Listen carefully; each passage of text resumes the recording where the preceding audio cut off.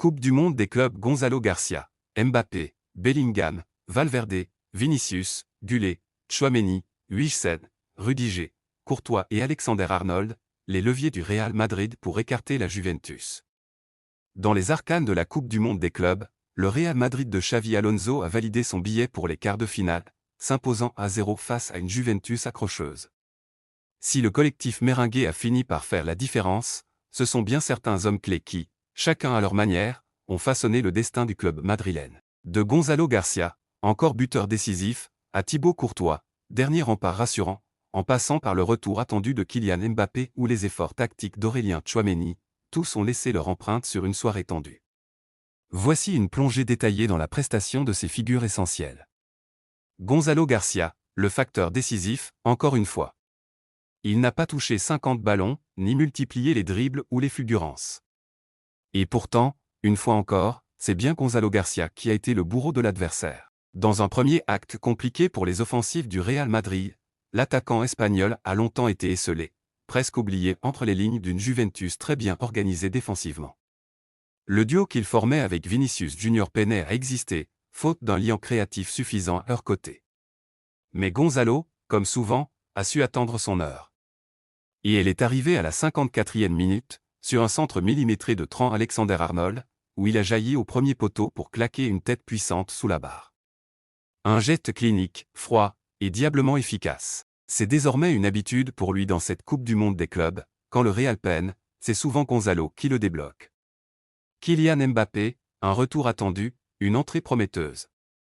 Victime de troubles viraux durant la phase de groupe, Kylian Mbappé avait dû observer le début de tournoi depuis l'infirmerie. Ce huitième de finale marquait son grand retour sur les terrains, et le timing n'aurait pas pu être plus parfait. Entré en jeu à la 68e minute à la place du buteur Gonzalo, il a tout de suite électrisé le match. Bien que le score n'ait plus bougé après son entrée, Mbappé a rappelé en quelques courses supersoniques pourquoi il était tant attendu. Sur une offensive rapide, Vinicius Junior lui adresse un centre bien dosé que le Bondinois s'apprêtait à convertir, avant une intervention salvatrice de Khéphren Thuram. En quelques minutes, Mbappé a non seulement mis la défense de la Juve en alerte maximale, mais a aussi rassuré le staff madrilène sur sa condition physique. Le quart de finale pourrait bien être le théâtre de sa vraie explosion dans ce mondial des clubs. Jude Bellingham, cœur du jeu, abnégation, inspiration. Malgré une première période difficile pour le Real, Jude Bellingham n'a jamais baissé les bras. Positionné en soutien de Gonzalo et Vinicius Junior, il a tenté de donner du liant au milieu, de provoquer, de prendre le jeu à son compte. Ses dédoublements avec Valverde et Gullet ont apporté des solutions, même si la finition faisait encore défaut. C'est sur une frappe puissante dans la surface à la 30e minute que l'Anglais a failli ouvrir le score, obligeant Di Gregorio à une superbe intervention. En seconde période, sa frappe, 52e, a encore été repoussée par un Di Gregorio en état de grâce. Bellingham a démontré une fois de plus pourquoi il est aujourd'hui le dépositaire du tempo madrilène. Fede Valverde, leader de l'ombre, maître des transitions. Dans les matchs fermés, il faut des joueurs capables de briser les lignes par leur intensité. Fede Valverde a été cet homme. Si son activité n'a pas toujours été visible dans les statistiques brutes, son impact a été fondamental. Sa frappe lointaine en toute fin de première période, 45+1, magnifiquement repoussée par le gardien turinois, a sonné comme un réveil pour les merengues. En seconde période, c'est lui encore qui s'illustrait par un retourné acrobatique impressionnant, manquant de peu l'un des buts du tournoi, 60e. Valverde, c'est cette énergie brute, cette capacité à transformer un rythme monotone en vague déferlante. Et dans un match cadenassé, il en fallait. Vinicius Junior, brouillon, mais décisif dans le tempo. Lui aussi a longtemps erré dans les espaces. Vinicius Junior n'a pas livré sa meilleure copie. Brouillon dans les choix, peu inspiré balle au pied, il a souvent échoué à faire la différence en 1 contre 1. Pourtant, en seconde période, son apport s'est amélioré. Il a d'abord raté une belle occasion en contre, 51e, mais ensuite a contribué à la dynamique offensive qui a mené au but de Gonzalo. Et surtout, c'est lui qui sert Mbappé sur une action brûlante à la 81e minute.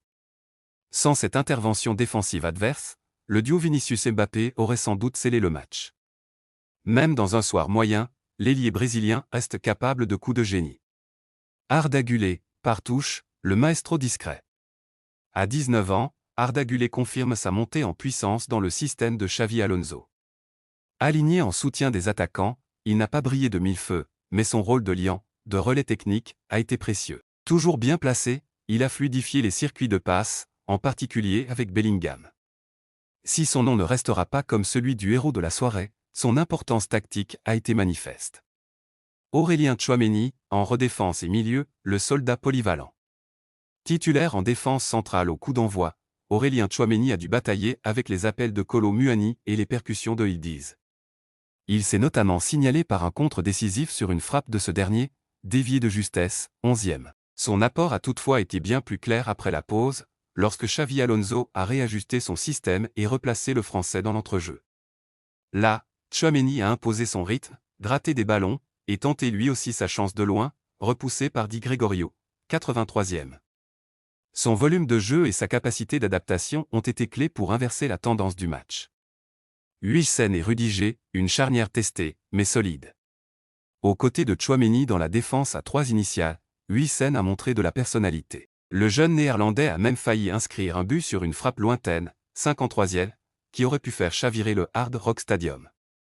Derrière, il s'est parfois laissé surprendre dans le dos, mais a globalement bien contenu les assauts de Yildiz et Kolo Muani. Antonio Rudiger, lui, a fait du Rudiger, dur sur l'homme, engagé, parfois rugueux mais toujours présent. Solide dans les duels aériens, il a été le stabilisateur silencieux de l'arrière-garde méringuée. Thibaut Courtois, rassurant dans les rares instants chauds. Bien que moins sollicité que Di Gregorio, Thibaut Courtois a tout de même dû s'employer sur 2 frappes cadrées dangereuses, notamment celle de Conceição, 55e. D'un calme olympien dans ses prises de balles, il a évité toute forme de panique dans la surface madrilène. En bon gardien des grands rendez-vous, il n'a pas eu besoin d'en faire trop pour briller. Mais il a été là quand il le fallait. Trent Alexander-Arnold, un centre, une offrande. On pourrait croire qu'il est là pour le spectacle, pour l'élégance de ses transversales. Mais Trent Alexander-Arnold a été, ce soir, le joueur du détail qui fait tout basculer. Son centre pour Gonzalo Garcia est tout simplement parfait, ni trop fort, ni trop mou, et dans la zone où le but est inévitable. Il n'aura peut-être pas multiplié les montées, mais en une passe, il a plié le sort du match. Les hommes du moment, vers un quart de finale brûlant. Dans ce Real Madrid version Xavi Alonso, chaque joueur cité joue une partition spécifique dans une symphonie tactique en constante évolution. Le 8e de finale face à la Juventus a confirmé la montée en puissance de Gonzalo Garcia, le retour marquant de Mbappé, la constance d'un Bellingham ou d'un Valverde, l'engagement défensif de Tchouaméni, l'émergence d'un Gullet, la précision chirurgicale d'un Alexander-Arnold. Ce Real-là ne gagne peut-être pas toujours avec brio, mais il avance avec force. Prochain chapitre, le quart de finale, avec une équipe avertie, et des individualités prêtes à encore faire la différence. Encore un but. Encore une qualification. Encore un soir où tout semble tourner autour d'un nom, Gonzalo Garcia. L'attaquant de 21 ans, issu du centre de formation du Real Madrid, continue de faire chavirer les cœurs madrilènes et de graver son nom dans les soirs de gloire du club le plus titré de l'histoire. Ce 8e de finale de la Coupe du Monde des clubs, remporté 1-0 contre la Juventus grâce à un nouveau but de sa part, n'est que le dernier épisode d'un parcours où la simplicité du geste rencontre la grandeur du moment. Mais plus encore que le but en lui-même, ce sont les mots du Canterano face aux caméras de Daz, après la rencontre, qui ont dressé le portrait d'un joueur déjà mature, lucide, humble, et profondément attaché à l'institution méringuée.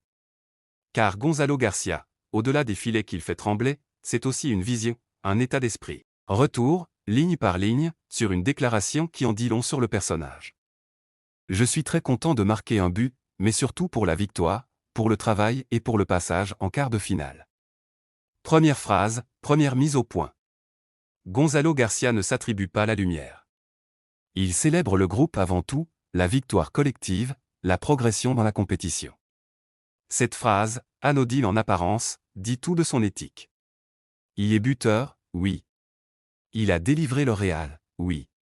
Mais ce qui importe, c'est le travail. Le mot revient souvent dans son discours, et c'est sans doute le terme qui le définit le mieux, un joueur d'effort, de volonté, et non de strass. Dans un monde où certains cherchent la gloire dans les gestes spectaculaires, lui se satisfait d'un 1-0 arraché sur une tête bien placée. Il ne réclame pas les projecteurs, il les accepte. Et toujours au nom du collectif. On savait que ça allait être un match intense, qu'on allait monter en puissance pendant la rencontre, mais on a fatigué l'adversaire en le bougeant. Ici, Gonzalo Garcia fait preuve de lucidité tactique. Ce n'est pas juste une histoire de but ou d'exploit individuel. Il décrit un plan de match. L'intensité, l'endurance, la patience, autant d'armes utilisées par le Real Madrid face à une Juventus disciplinée. Gonzalo montre qu'il comprend le jeu au-delà de sa simple zone de finition. Il lit le tempo, analyse la stratégie collective et valide l'intention de faire bouger le bloc adverse pour mieux frapper au moment opportun. Fatiguer l'adversaire, l'étirer, le faire courir, jusqu'à ce qu'un centre parfaitement dosé de Trent Alexander-Arnold lui permette de faire mouche. Son positionnement, sa course, son timing de saut, tout était réfléchi. Mais c'est dans sa parole qu'on comprend combien ce but n'est que le résultat d'une orchestration bien plus large. Gonzalo est un finisseur, mais aussi un rouage d'un plan global. Il en est conscient. On peut dire que oui, je suis un spécialiste des buts de la tête, mais je m'en fiche de marquer avec la tête, le genou ou quoi que ce soit. La phrase peut faire sourire, et pourtant elle illustre à merveille l'esprit pragmatique de Gonzalo Garcia. Ce n'est pas l'élégance du geste qui compte, c'est l'efficacité. Dans un football parfois obsédé par la forme, lui revient à l'essentiel, faire trembler les filets. Qu'importe le moyen. Il accepte que certains le voient comme un spécialiste de la tête, et à juste titre, tant ses appels aériens sont efficaces, mais refuse d'être enfermé dans une étiquette. Le message est clair, il n'est pas une caricature de buteur de surface. Il est un attaquant complet, qui s'adapte à chaque situation, qui saisit l'opportunité comme elle vient, et qui ne rechigne pas à marquer de manière sale, difficile, rugueuse, tant que cela fait avancer l'équipe. Cette phrase dit tout de sa mentalité de compétiteur. Les comparaisons avec Raoul. Ce sont des grands mots. À 21 ans, il aurait pu se gonfler d'orgueil. Il aurait pu sourire avec arrogance face à cette comparaison flatteuse avec l'un des plus grands attaquants de l'histoire du club, une légende qui a marqué plus de 300 buts sous le maillot blanc. Mais non. Gonzalo freine l'emballement. Il désamorce l'hyperbole. Il refuse les raccourcis flatteurs. Raoul, c'est une montagne. Lui, il en est encore au pied. Et c'est très bien comme ça. Cette humilité sincère est l'un des traits majeurs de sa personnalité. Pas de « moi je », pas de déclaration fracassante, pas de clin d'œil à ceux qui veulent brûler les États. Gonzalo connaît la hiérarchie, respecte le passé, et surtout, se méfie des miroirs déformants de la presse. Être comparé à Raoul, c'est une flatterie. Mais il sait que cela engage une responsabilité. Et plutôt que de s'y lever, il préfère s'en détacher pour continuer à avancer à son rythme. J'ai partagé 2 années avec lui et il m'a beaucoup appris. Et là, tout prend sens. La boucle est bouclée.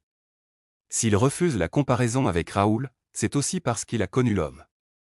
Gonzalo ne parle pas d'une idole lointaine ou d'une figure mystifiée par le passé. Il parle d'un mentor, d'un formateur. De quelqu'un qu'il a côtoyé, écouté, observé. Et ce lien humain donne encore plus de poids à ses propos. Raoul n'est pas pour Gonzalo une statue. Il est une présence, un exemple, un transmetteur.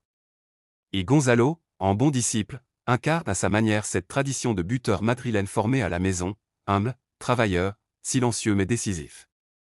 Cette phrase révèle aussi une autre facette de lui, sa capacité à apprendre, à absorber, à progresser dans l'ombre. Il n'a pas grandi seul. Il est le fruit d'une transmission, d'un héritage.